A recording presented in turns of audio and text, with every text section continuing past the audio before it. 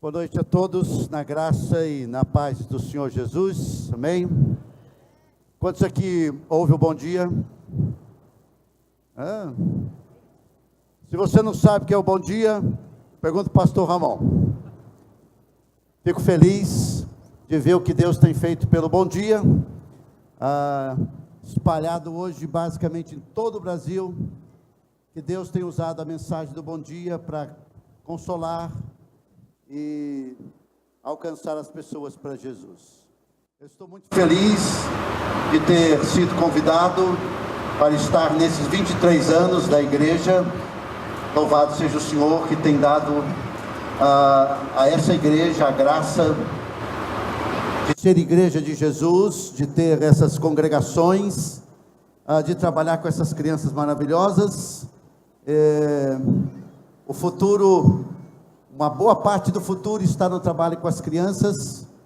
Louvado seja o nome do Senhor. Eu gosto de Timão, perdão. Eu não gosto do Timão. Quem sabe do que eu estou falando, entende. Eu sou São Paulino, né? Dividi a plateia já, né? Mas eu estou aqui feliz por estar em Timon, porque Timon é a única cidade que tem uma capital como grande bairro, né? Então, eu fico feliz de estar aqui novamente. Quando o pastor Ramon pediu para eu pregar no aniversário da igreja, e o assunto ou tema desse congresso para a igreja seria decisões que transformam a vida.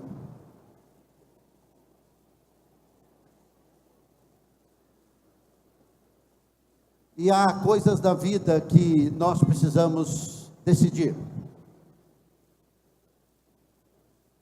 Tem coisas na vida que nós não precisamos decidir. Mas se você é casado, você precisa decidir pelo seu casamento. Você precisa decidir pelo seu cônjuge.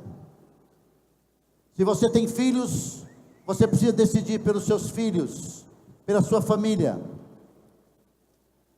Se você é cidadão, próximo final de semana, nós teremos a oportunidade de fazer decisões para o novo presidente da República, para governadores, para deputados estaduais, federais e senadores. Todos os dias nós tomamos decisões. Todos os dias você toma uma decisão que pode tomar um rumo diferente na sua vida. O grande problema nosso é que nós esquecemos da principal decisão que nós precisamos tomar na vida, que é a decisão espiritual. Eu já conversei com muitas pessoas que disseram o seguinte sobre essa decisão: eu não sei, quando eu morrer, Deus vai dar um jeito. Quando eu morrer, é Ele que sabe. Se Ele achar que eu mereço, eu vou entrar no céu.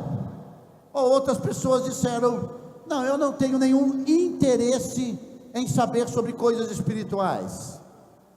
Como pastor numa igreja local, eu vivo esse dilema semana após semana.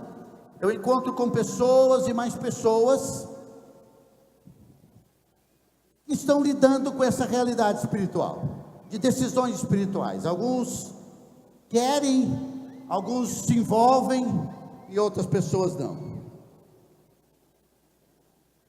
Mas se tem uma decisão que transforma a sua vida, é a decisão espiritual. Jesus disse em Marcos capítulo 8, que adianta o homem ganhar o mundo inteiro e perder a sua alma. Então é importante você saber para onde a sua alma vai. É importante saber que depois que você morrer, aonde você vai estar. É claro que algumas pessoas acreditam e têm princípios fora da Bíblia com respeito à decisão espiritual e a sua vida depois que ela partir desse mundo. Mas nessa noite eu queria ler um texto muito importante da Bíblia, que é Lucas capítulo 10. Eu não acredito que todos aqui tenham uma Bíblia, mas se você tem uma Bíblia, você pode abrir, e se você não trouxe Bíblia, não tem, você pode me ouvir, e eu vou ficar nesse texto especificamente. Lucas capítulo 19, eu falei capítulo 10, perdão, Lucas capítulo 19,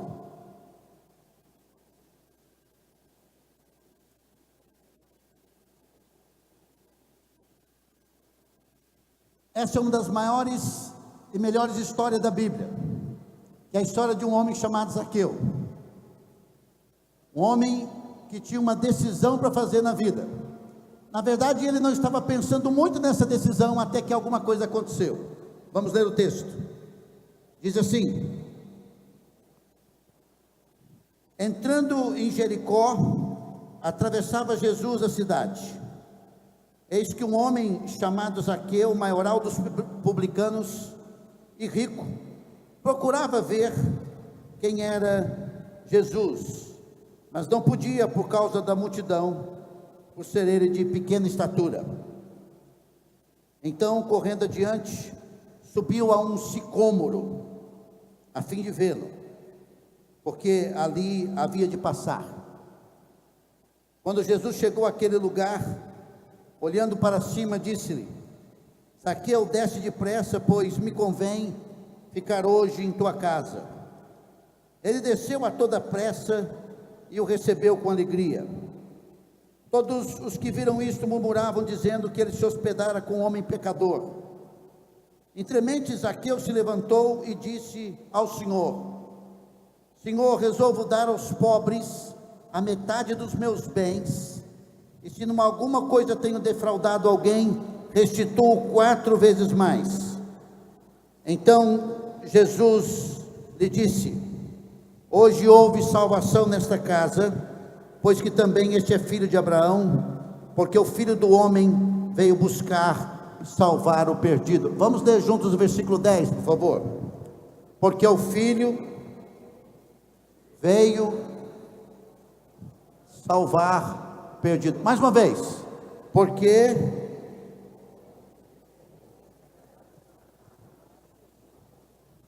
o Filho do Homem veio buscar e salvar o perdido. Se você estuda a Bíblia, você vai ver que Deus é um Deus salvador das pessoas que se perdem. Isso é muito real na natureza de Deus. Deus é aquele que vem atrás do homem. Em Gênesis capítulo 3, versículo 8, 9, depois que Adão pecou, Deus foi atrás do homem e perguntou para ele: aonde você está? Deus é um buscador daqueles que estão perdidos. Ezequiel capítulo 34, 16 diz assim: a perdida buscarei, e a desgarrada tornarei a trazer. Essa é a realidade de Deus. A Bíblia diz que naturalmente o homem não busca Deus. Romanos capítulo 3, versículo 11 diz: não há quem busque a Deus.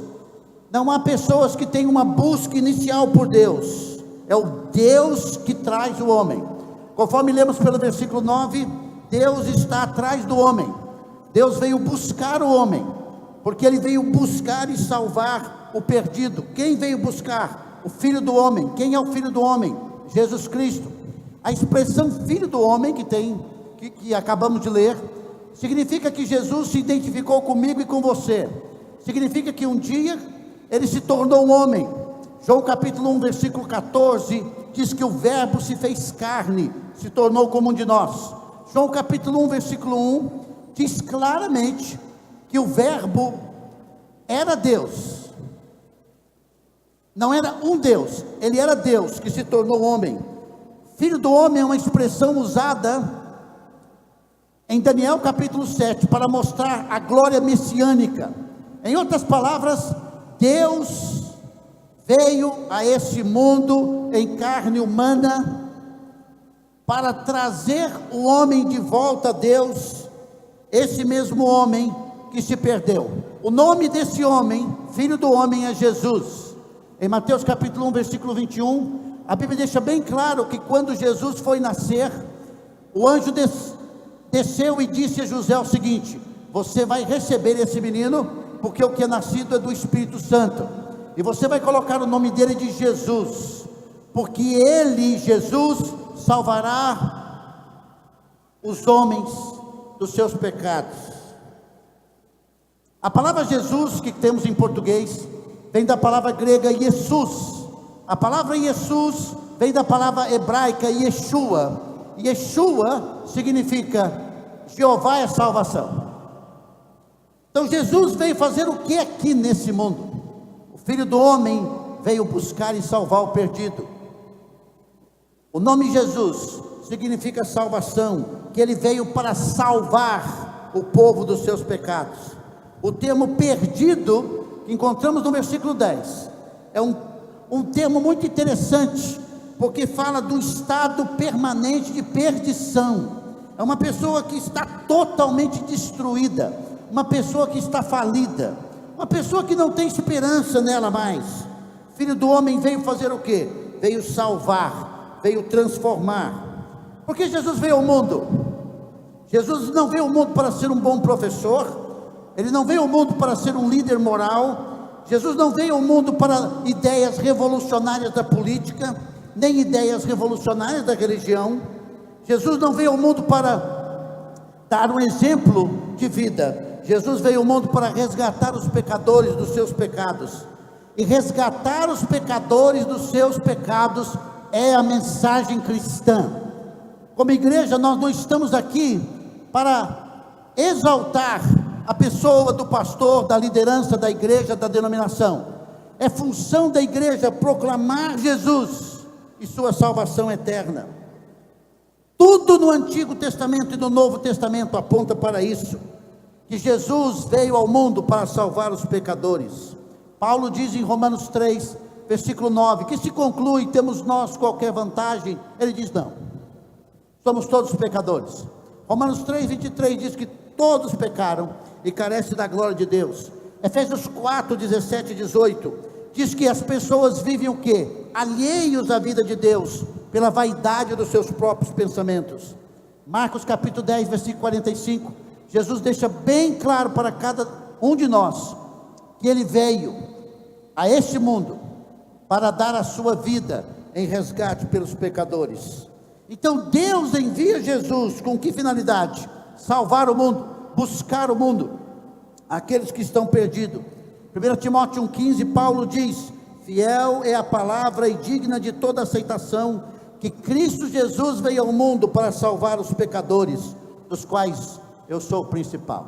Jesus veio ao mundo para buscar os pecadores, para salvar gente como eu e você.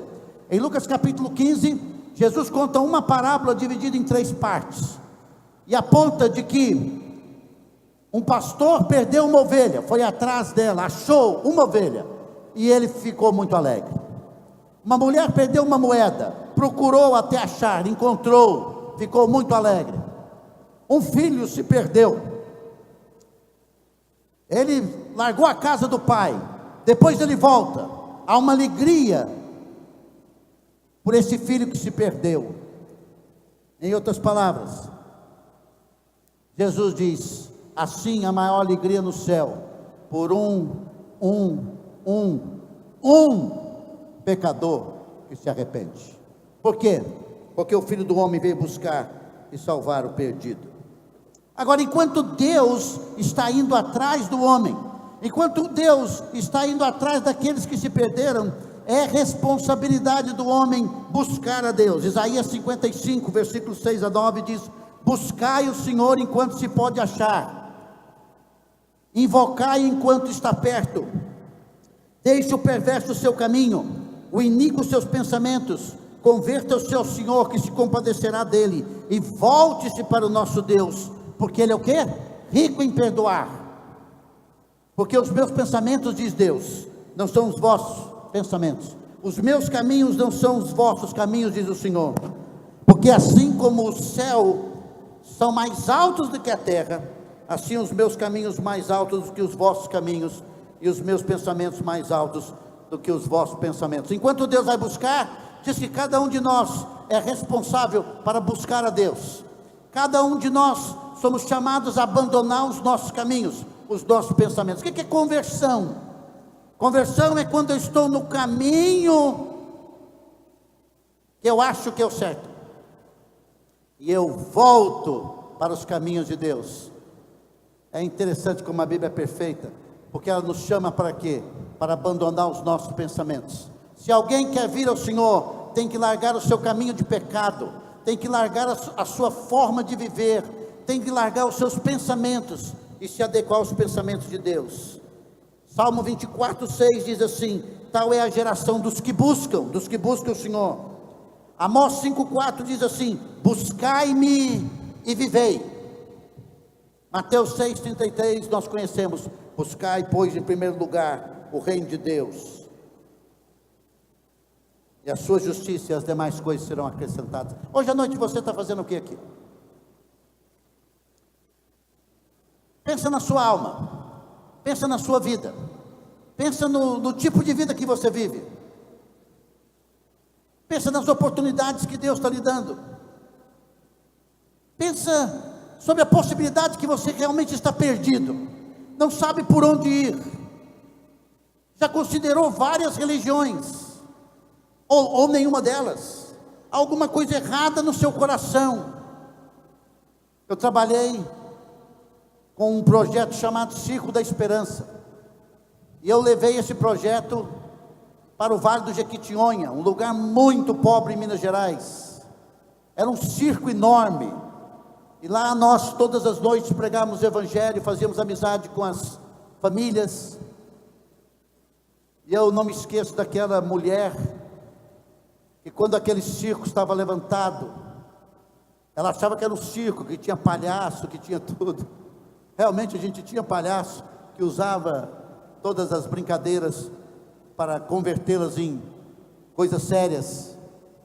Aquela mulher disse assim: antes de eu me suicidar, eu vou até aquele circo, porque eu quero pelo menos morrer feliz. E ela achava que era um circo. Quando ela chegou ali, ela ouviu a mensagem da salvação em Jesus, se converteu ao Senhor. Eu me converti num acampamento, quando jovenzinho assim, da idade desses meninos aqui. Eu estava perdido, muito perdido. Eu vim de um lar onde meu pai era um alcoólatra, e onde meu pai nos machucava com palavras. Por causa da falta de trabalho do meu pai, minha mãe trabalhava muito, e eu cresci com um ódio do meu pai muito grande. Eu cresci com uma mágoa muito grande, vendo aquela bebida em casa, aquele sofrimento em casa. E eu, antes dos 13, 14 anos, eu mal sabia ler. Com 14 anos já estava bebendo, 14 anos já estava com más amizades, fumando. Eu gostava muito de jogar bola, eu queria ser um jogador de futebol, porque o meu tio era jogador de futebol profissional, foi ele que me ensinou futebol e gostar de futebol. Mas eu tinha um ódio do meu pai, naquele acampamento, perdido na minha mágoa, perdido no meu ódio. Bem novinho, eu ainda me lembro dessa mensagem que eu estou pregando para vocês, da realidade que eu estava perdido. Eu me lembro daquele pregador dizendo e convidando as pessoas a vir ao Senhor Jesus. Uma voz que eu não podia ouvir, mais ou menos disse assim: você é igual ao seu pai, que você odeia. Você já faz as coisas que o seu pai faz. Dentro do meu coração ouvi uma voz inaudível. Eu me entreguei a Jesus, me arrependi dos meus pecados, entre 13 e 14 anos. Eu fui libertado daquela mágoa. Sabe o que aconteceu lá em casa, quando eu encontrei Jesus? Sabe o que aconteceu com meu pai? Nada, não mudou em nada, ficou do mesmo jeito. Durante 25 anos, depois de 25 anos, meu pai encontrou Jesus, se converteu a Cristo, abandonou a bebida, se tornou um servo do Senhor. O poder do Evangelho é o único que tira o cara das drogas, do perdido, é o único que transforma o lar, que faz homens, mulheres, aqueles que estão longe dos seus casamentos se reconciliarem. O poder do Evangelho é o único que tira a mágoa, o ódio, o ressentimento do coração. Não venha dizer para mim que você é de Jesus se guarda mágoa no seu coração. Isso não existe. Nós somos chamados para o amor, nós somos chamados para o perdão, nós somos chamados para a transformação. Quando Jesus entra, Ele entra para fazer uma mudança poderosa, transformadora. É isso que Jesus faz. Jesus entrou na minha vida, aprendi a ler da Bíblia. Todas as minhas amizades foram na igreja. Eu trabalhei no supermercado 16 para 17 anos, em Uberlândia, Minas Gerais. Eu não sei quantas pessoas eu levei a Cristo, com 16, 17 anos. As minhas primeiras pregações foi numa igreja batista, com 16 para 17 anos. Eu me lembro das pessoas dizendo para mim: o que aconteceu com sua vida que mudou tanto? É a pessoa e o poder de Jesus Cristo. Quando Jesus entra na sua vida, Ele muda, Ele transforma, porque Ele veio para fazer isso. Essa é a mensagem da igreja, essa é a mensagem que nós temos que abraçar, que é um Salvador que transforma. Por que eu digo isso? Porque eu sou pastor, eu viajo às vezes por esse Brasil, sou pastor de uma igreja local. As igrejas estão abandonando a pregação de Jesus Cristo. As igrejas não querem ofender as pessoas quando falam que elas são pecadores. Elas não querem ofender as pessoas, chamando elas ao arrependimento. Não há mudança de vida se não houver o entendimento que as pessoas estão perdidas. Não há mudança de vida enquanto as pessoas não se encontram com Jesus. Não há mudança de vida. Não interessa se você é da igreja batista, não interessa se você é de uma denominação cristã, não interessa se você é chamado de evangélico, não interessa. O que interessa é se você tem Jesus. Se você não tem Jesus, você está perdido, precisa dele. Agora eu vou começar a pregar, não comecei a pregar ainda. Eu quero pregar esse texto. O texto de Lucas capítulo 19, veja o versículo 1, diz que entrando em Jericó, atravessava Jesus a cidade. Jericó é uma cidade famosa daquela época, era uma cidade bonita, ela foi reconstruída. Quando Jesus entrou em Jericó, você tem uma ideia, o Senhor Jesus Cristo já tinha curado, ressuscitado Lázaro. Se você olhar no capítulo 18, o Senhor Jesus já tinha encontrado com o jovem rico, e o jovem rico já havia rejeitado a ele. Ele entrou naquela cidade. Quando ele entrou naquela cidade, houve um alvoroço. Por quê? Porque Jesus estava com seus discípulos. Juntamente com os seus discípulos, havia uma multidão com ele. Jesus era famoso. Ele era famoso porque ele pregava. Ele era famoso porque ele curava. Ele era famoso porque ele ressuscitava. Ele era a conversa da época. Jesus era famoso porque era contra o sistema religioso. Um sistema religioso que não levava ninguém a lugar nenhum. E naquele dia ele entrava em Jericó. Antes de entrar em Jericó, antes dele entrar na cidade de Jericó, ele tinha feito muitas coisas. O texto diz que quando ele saiu da cidade de Jericó, ele curou 2 cegos. Então Jesus está na cidade de Jericó, uma cidade que foi condenada e que depois foi reconstruída. Uma cidade bonita, mas cheia de podridão. Na verdade, é o que se encontra nas grandes cidades. Cidades como Timon, cidades como Teresina, cidades como Goiânia.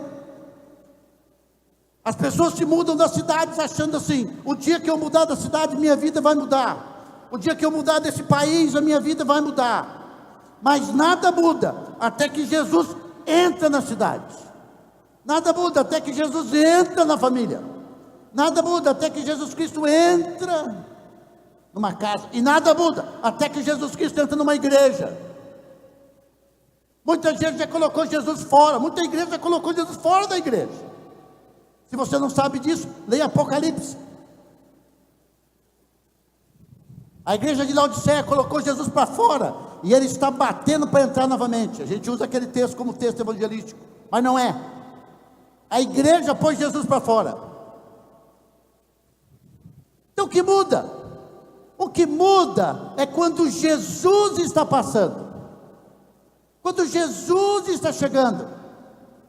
Alguns de vocês estão aqui porque um amigo convidou, e talvez seja a primeira e talvez a única oportunidade que você vai ter de ouvir de Jesus. E Jesus estará entrando na cidade. A Bíblia diz, versículo 2: eis que um homem chamado Zaqueu. Sabe o que significa Zaqueu? Zaqueu significa puro. Quando a mãe do Zaqueu colocou o nome dele, diz assim: vou colocar um nome para que esse menino seja alguém na vida. Colocou o nome de puro, de justo, de certo, alguém que tem uma vida limpa. A Bíblia diz que ele era maioral dos publicanos. Deixa eu explicar duas coisas. Primeiro, o que significa publicano, e segundo, o que significa maioral. O publicano era o seguinte: publicano, quem dominava naquela época eram os romanos. Na época de Jesus, os romanos dominavam o mundo, e dominavam o Oriente Médio, e dominavam Israel.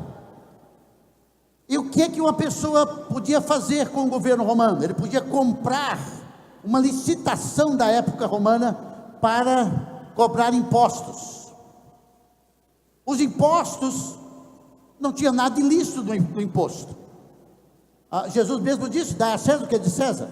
Romanos capítulo 13 explica que nós devemos pagar os impostos, porque todo governo era o quê? O governo são diáconos, são ministros de Deus, pagamos impostos.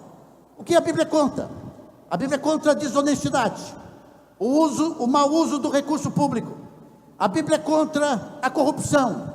A Bíblia é contra a pressão em relação aos impostos. Mas a Bíblia ensina que temos que pagar os impostos. O que acontecia com esses homens? Os publicanos. Os publicanos eram judeus que haviam feito uma licitação com Roma para cobrar impostos. Mas eles não faziam só isso.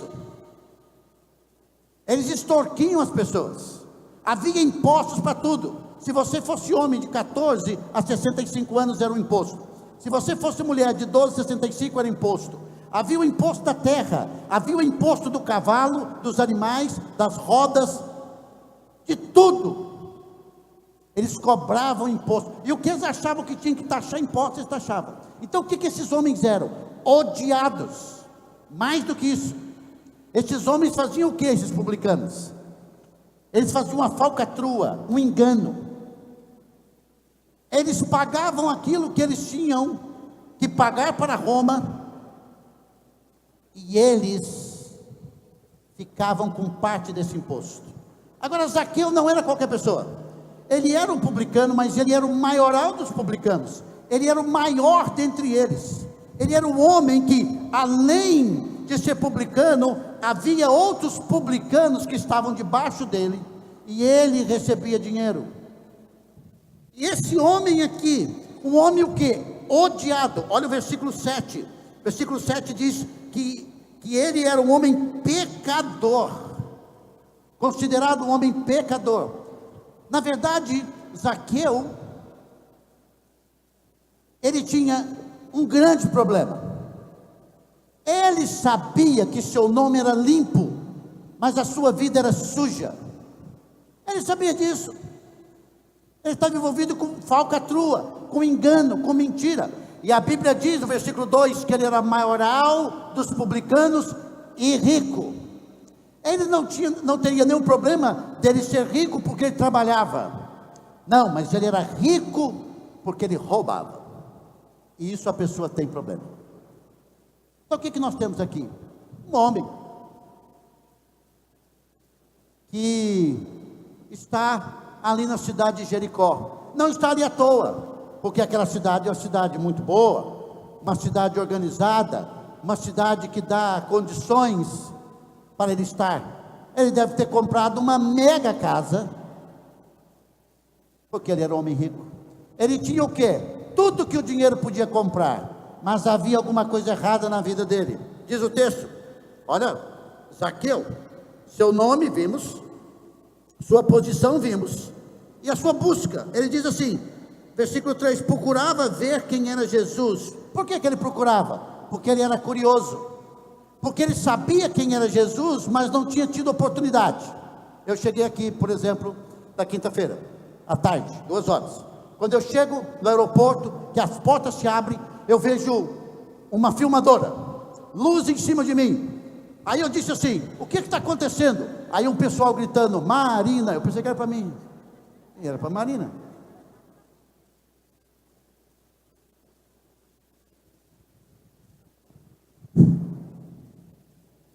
Ele queria saber quem era Jesus, porque eu não sou uma pessoa importante, mas Marina é importante. Por que ele foi olhar assim? Ele era curioso, porque Jesus era importante. E agora na cidade, chegando na cidade, imagina se aqui em Timon chegasse um homem famoso. Imagina, passando, todo mundo queria ver. Eu me lembro quando em Uberlândia, a gente era criança, passava, os presidentes iam lá, eles tinham um Galaxy preto, e aquelas botonas. Eu me lembro quando eu vi o presidente Figueiredo passando na BR, aonde eu morava, eu ainda tenho, até hoje, a imagem dele sentado atrás, e eu assim, olhando para aquele homem famoso naquela época. Eu tive com o Pelé, quando eu tinha 14 anos, ele foi a Uberlândia com um time chamado Cosmo, e eu fiquei lá uma noite toda, porque eu pus uma roupinha bonita, enganei os caras na entrada, e eu conversei com o Pelé, com o Carlos Alberto Beckenbauer. Quem gosta de futebol sabe, é como se encontrasse Ronaldinho, ou encontrasse Neymar. Pelé é tudo, e ele deu um autógrafo para mim, ao Roberto, com um abraço do Pelé. Quem é Jesus? Um homem famoso. O que ele está fazendo aqui? Ele está lá, o texto diz, procurava ver quem era Jesus, mas ele tinha um problema, 2 problemas, olha o texto. O primeiro problema, não podia, por causa da multidão. Você já tentou entrar no lugar que tem muita gente? É complicado. Eu não sou uma pessoa que gosta de lugar onde tem muita gente. Eu vou ter que me acostumar no céu, porque lá vai ter muita gente, mas eu também não quero o inferno, porque vai ter mais gente. Você já chegou no estádio cheio? Eu moro na frente do estádio Olímpico de Goiânia. Lá tem os jogos da Série B, porque ninguém foi para A. Vamos ver se vai algum time lá de Goiás para A. Parece que vai. Quando você tem um jogo, aquilo lota, o estádio lota. O Serra Dourada é um outro estádio, lota. Aquela multidão, na multidão, quem é você na multidão? Multidão, você é mais um, ou não? Alguém sabe o seu nome? Sabe onde você nasceu? Alguns de nós queremos ficar famosos e colocamos um punhado de coisa no YouTube, se tornamos youtubers, ou no Facebook. Isso é muito raro acontecer. Mas a gente às vezes é analisado através da nossa glória. Queremos alguma coisa que mostre a nossa glória, nosso poder. E agora usamos as redes sociais para isso. Mas nem eu nem você somos famosos. Ninguém conhece o nosso nome. Alguns de vocês conhecem um ou outro famoso. Zaqueu queria ver Jesus porque ele era famoso. E o que ele fez? Ele procurou. Ele queria ver. Ele tinha 2 problemas. O primeiro é a multidão. O segundo, o tamanho do cara. Olha aí, ó. O texto diz, ele era de pequena estatura. Ele era um homenzinho. Ele não era anão, mas era um homem pequeno. Na nossa igreja, espero que o Fabrício não esteja ouvindo, mas se ouvir, Fabrício é um homem de pequena estatura, quase 1,5 m. Mas ele é casado e tem 2 filhos. A gente brinca com ele. Você já viu quem é de igreja, quando tem uma pessoa pequenininha demais, homem, ei Zaqueu, Agora veja, o que acontece? Esse homem pequeno, era pequeno na estatura, mas ele era um homem famoso e grande entre os publicanos, porque ele era rico. Rico de qualquer forma, uma hora fica famoso. O texto diz, o que ele fez? Então, correndo adiante, subiu a um sicômoro. Não sabemos basicamente qual é a árvore, mas o que se sabe é que era uma árvore pequena com galhos. Ele sabia que Jesus ia passar. O que ele fez? Ele foi criativo. Ele subiu numa árvore e ficou sentado. É uma cena bizarra.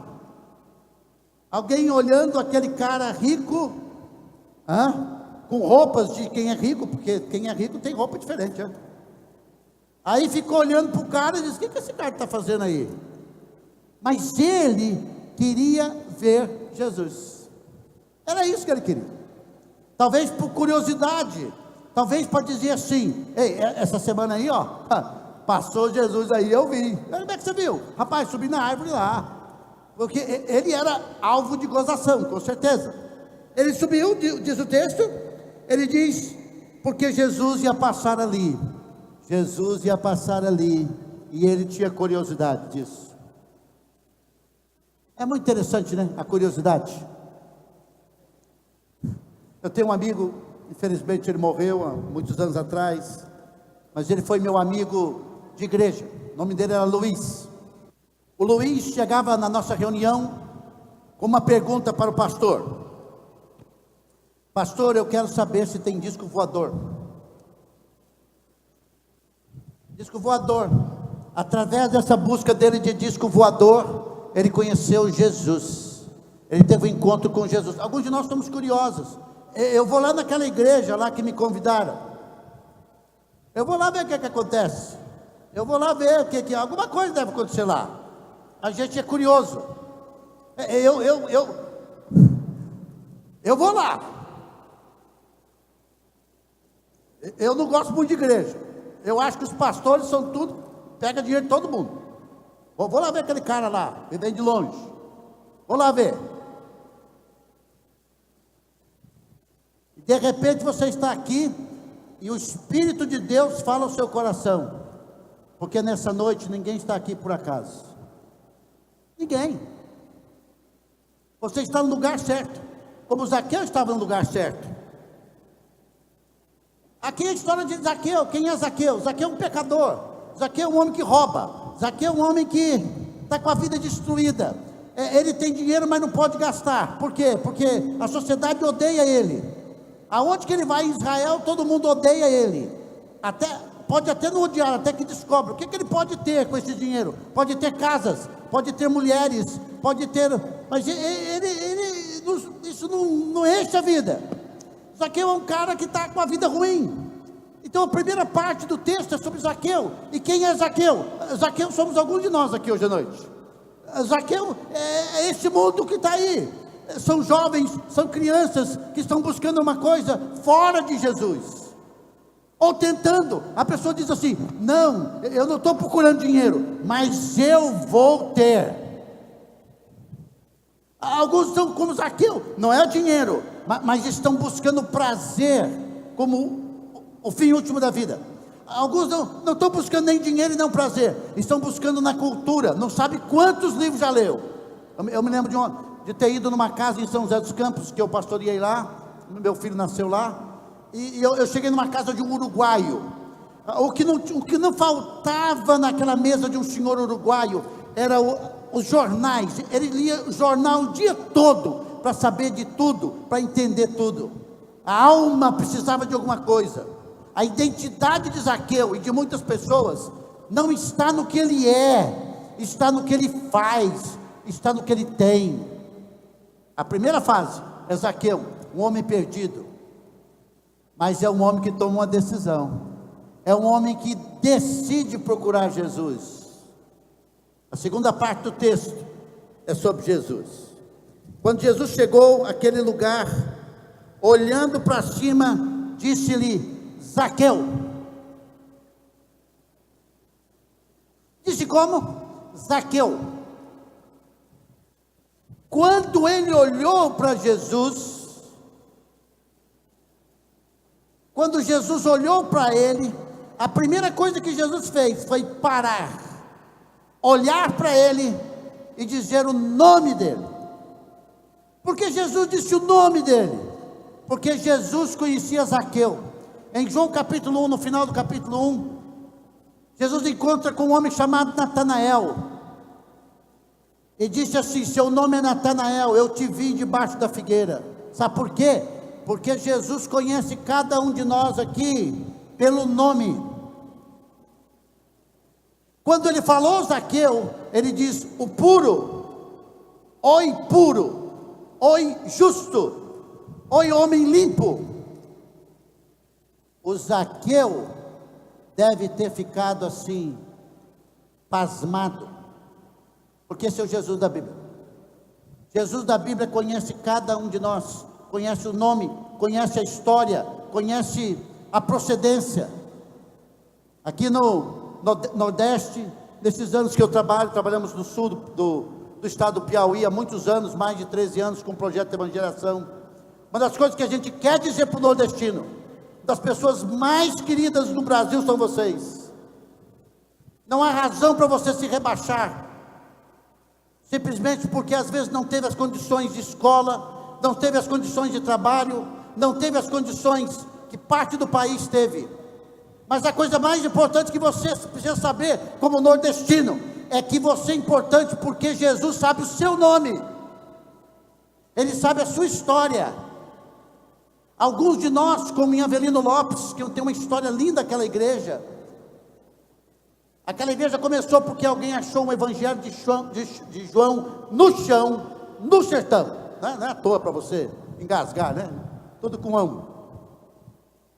E começou, só tinha uma pessoa que sabia ler, e leu, e Deus converteu as pessoas. Porque Deus olha para a sua vida e conhece você pelo seu nome. Jesus parou e disse assim: Zaqueu. O que ele disse para ele? Ele ordenou e disse para ele: desce depressa. Desce depressa. É interessante. É interessante como alguns de nós demoramos nas coisas de Deus, não é? Alguns de nós demoramos demais. A palavra que Jesus disse aqui é uma ordem. Jesus vai ordenando a Zaqueu, mandando. Ele chega lá e diz assim: cara, desce daí depressa. Não é devagar, porque devagar já está o mundo há muito tempo. Ele diz: desce depressa. E ele diz: pois me convém ficar na sua casa hoje. Deixa eu explicar uma coisa importante. A palavra convém aqui vem de um verbo grego chamado dei.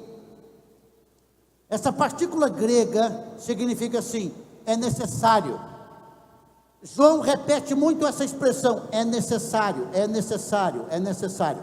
Jesus disse assim: você desce depressa, porque é necessário que você saia daí, porque alguma coisa vai acontecer na sua vida. Especificamente o que Jesus está dizendo é que muitas pessoas estão no mesmo estado espiritual, porque não viram ainda a voz de necessidade de Deus. É necessário que você saia dessa vida que está. É necessário que você saia depressa. Aonde estava Zaqueu? Enfronhado, envolvido no pecado, no roubo, na ganância. Desce daí porque eu cheguei. Saia dessa vida. É necessário, é ordem de Deus. Caia fora. O que a Bíblia diz que ele fez? O texto diz: ele desceu a toda pressa.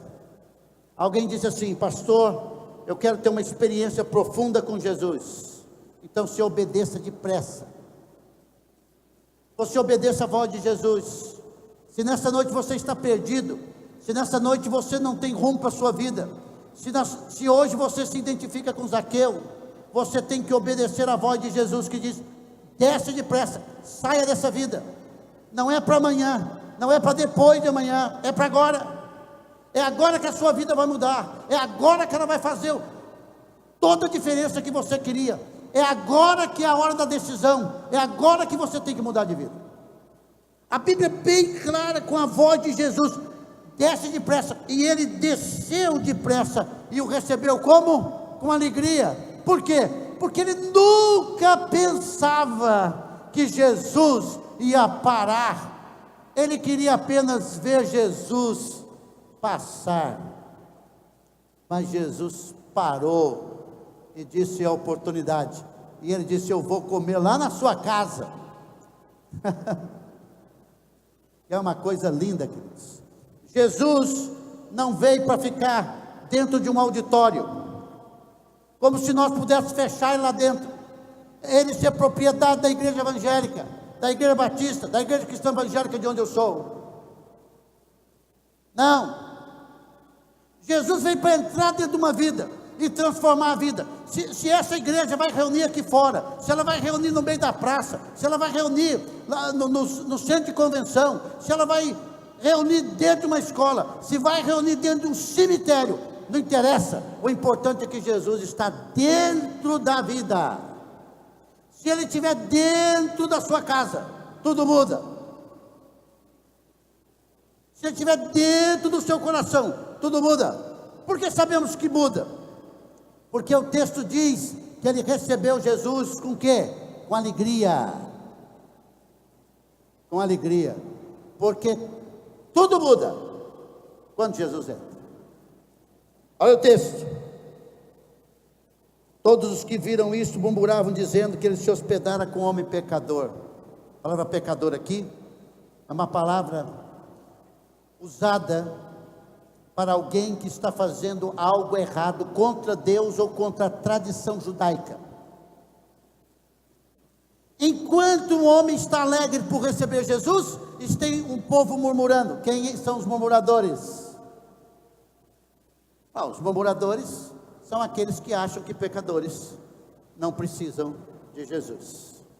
Quero dar uma palavra para a igreja aqui, antes de continuar. Apoie todos os movimentos da igreja para a salvação de pessoas. Apoie esse movimento infantil. Louvado seja Deus pela vida desses homens que estão trabalhando com essas crianças. Eu morava num barraco em Brasília, quando a igreja presbiteriana começou a evangelizar aqueles barracos em Brasília, quando Brasília começou. A minha mãe se converteu a Cristo. Não havia esperança para a minha vida, nem para a nossa vida. Mas o evangelho chegou lá. Eu me lembro da minha vizinha dizendo assim: o Roberto não vai ser nada na vida. Graças a Deus, nunca fui nada por esse mundo. Nunca. Eu tenho um amigo meu chamado Robson, que foi criado comigo quando era criança. Ele me encontrou uma vez em Uberlândia, ele é um empresário. Ele disse assim: Roberto, o que aconteceu com a sua vida? Porque ele me vê falando, ele me vê pregando, ele me vê escrevendo. Eu disse: foi Jesus. A igreja tem que apoiar financeiramente e em presença, em oração, tudo aquilo que é feito para alcance do perdido. Se envolva, para de reclamar, para de murmurar. O que vai ser da nossa igreja se esses pecadores vierem? Vamos arrebentar esse prédio e vamos fazer um maior. Amém? Amém? Então nós vamos nos envolver com as crianças, na parceria com a Compassion. E nós não vamos esperar americanos chegar aqui para fazer as coisas. Tem misericórdia, já fizeram muito, Deus abençoe. Nós vamos fazer com americano sem americano, com inglês sem inglês. Nós vamos fazer. O projeto Evangeliação não recebe um tostão de dinheiro americano. Não é que está errado também não, você que está aqui dos Estados Unidos, Deus abençoe. Não, é porque não precisamos de dinheiro para fazer a obra de Deus. Para pregar o evangelho nós precisamos só da boca. Sabia disso? Precisamos do amor que o irmão aqui falou. Para de murmurar. É a sua murmuração que está impedindo por muitas vezes a obra do Senhor. Sempre tem gente desanimando que Zaqueu chegam a Cristo.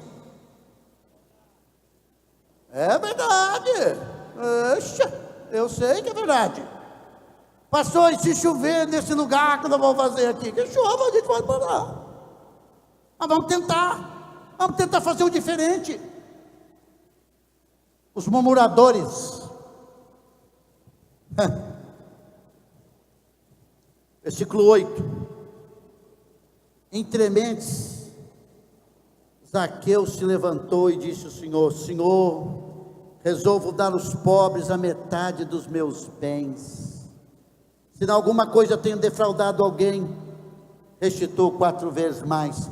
Enquanto Jesus comia, enquanto Jesus se envolvia na casa daquele sujeito, enquanto Jesus ensinava, o homem se levantou e se posicionou. O que aconteceu com aquele homem? Aquele homem se converteu, aquele homem se arrependeu dos seus pecados, aquele homem de ganancioso virou generoso, aquele homem tomou uma posição. A posição foi abandonar a ganância, abandonar aquele espírito de avareza, e disse o seguinte: eu fiquei rico, por um lado por trabalho, e outro porque eu roubei dos pobres, vou dar metade para os pobres, e se alguém me suplicar e pedir, eu vou pagar 400%, na lei de Moisés era 20%, 100% já era maravilhoso, mas ele diz: eu vou pagar 4 vezes mais, 400%, esse negócio que o cara se converteu,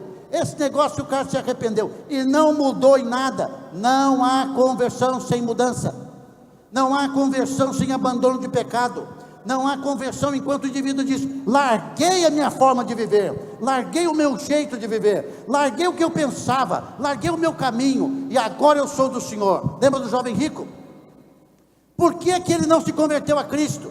Porque ele era dono de grandes propriedades, ele não estava disposto a abandonar o pecado da avareza.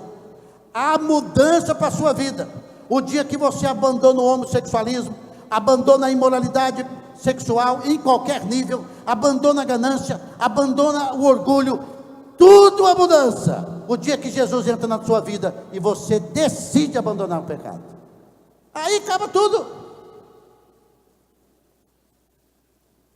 Eu ainda quando jovem resolvi parar de dirigir a minha vida, achando que eu estava afligindo meu pai com o meu ódio e o meu ressentimento. Na verdade eu estava me prejudicando, estava bebendo veneno para o meu pai morrer. Porque o ódio é assim. O dia que Jesus entra na sua vida é outra coisa. O dia que Jesus entra na sua vida, ele faz mudança. A mudança é assim: sai de você para o outro. Como é que alguém sabe que se converteu? Uma das razões que eu sabe que ele se converteu, que ele mudou de vida, é porque ele agora é focado na vida de outras pessoas. Ele pensa no bem de outras pessoas, ele está focado em ajudar outras pessoas.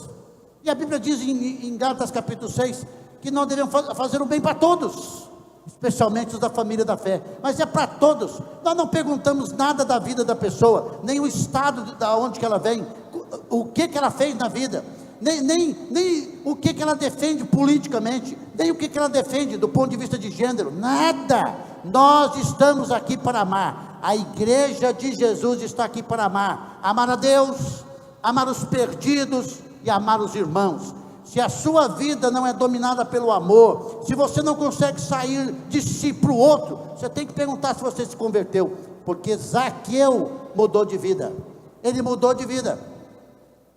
O problema, pecado, carro-chefe dele era a ganância. E o que Jesus diz?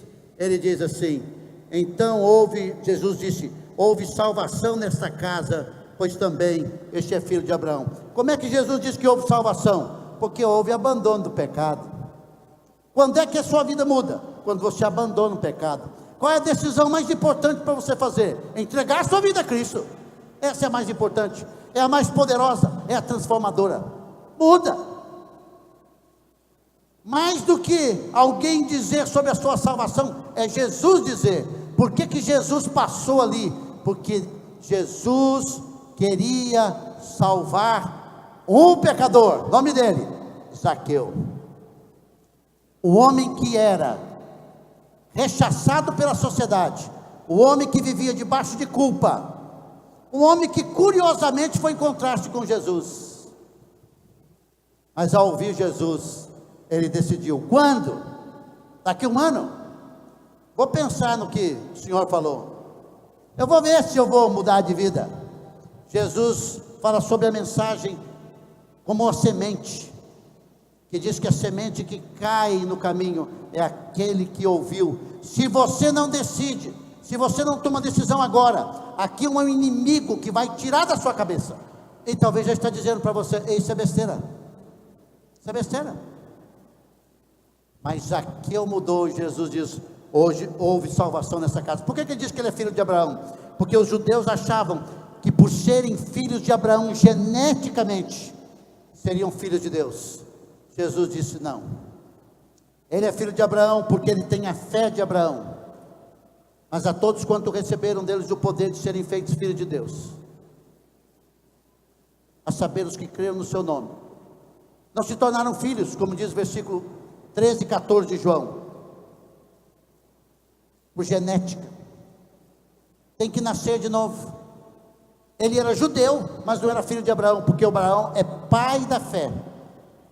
Paulo diz em Romanos capítulo 2, versículo 28, que o verdadeiro judeu não é aquele que nasceu de Abraão, é o que tem a fé de Abraão. E Jesus termina dizendo: porque o Filho do Homem veio buscar e salvar o perdido. Quem estava perdido? Quem estava perdido? Zaqueu. Quem está perdido essa noite? Se você não tem Jesus, você está perdido. Vai ser mais uma religião, mais um gole, mais uma droga, mais um baseado, mais uma noite, mais não sei o que.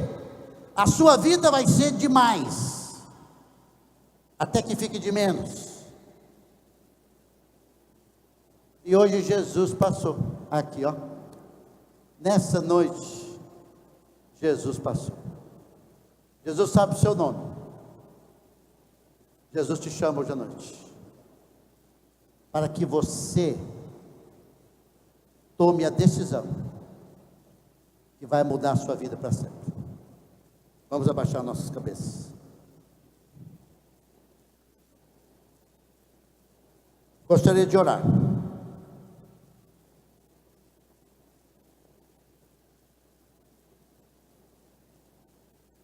Nosso Deus e Pai querido, nessa noite nós ouvimos a vida de Zaqueu. Mas enquanto nós ouvimos a vida de Zaqueu, nós ouvimos sobre nossa própria vida. O Senhor é o Deus que vem buscar o perdido.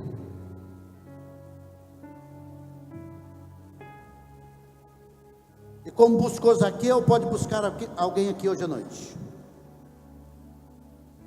Ninguém está aqui, Senhor Deus, sem o Senhor ter trazido.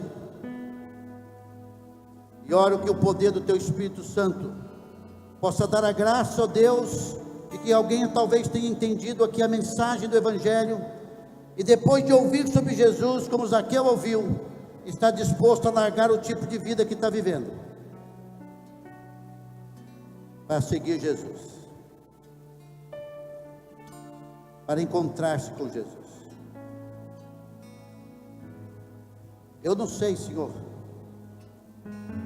mas também queremos dizer que hoje houve salvação nessa casa, se realmente houve salvação. Então eu oro em nome do Senhor Jesus, que Teu nome seja honrado e glorificado. Quero que você, antes de terminar a minha oração, você podia fazer essa oração, se faz sentido para você. Deus amado, quero que o Senhor entre na minha vida, como entrou na vida de Zaqueu. Eu também quero arrepender dos meus pecados, e hoje eu quero mudar de vida. Eu estou muito alegre por estar aqui, como Zaqueu estava, no dia que encontrou o Senhor. Estou disposto a mudar de vida, para seguir o Senhor Jesus. Se alguém nessa noite tomar essa decisão, fique em pé, por favor. Alguém aqui hoje à noite, que quer seguir Jesus, não se empolgue. Não se empolgue. Se você é como Zaqueu, e sabe que Jesus entrou aqui nessa noite para salvar a sua vida, você fica em pé. Alguém?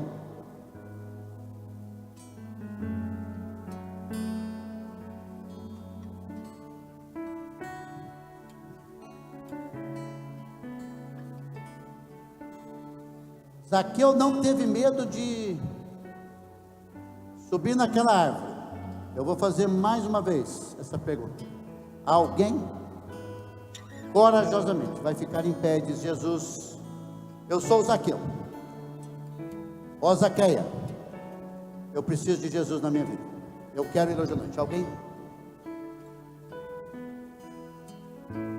Muito obrigado, nosso Deus,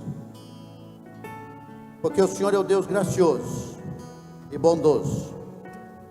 Obrigado, nosso Deus, porque nessa noite não há nenhum Zaqueu aqui, mas isso não significa que o Senhor não passou, não significa que não nos encorajou como povo de Deus, não significa que há fracasso no teu reino, muito menos na pregação da tua palavra.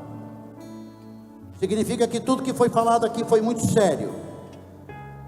Com certeza pessoas vão pensar sobre isso.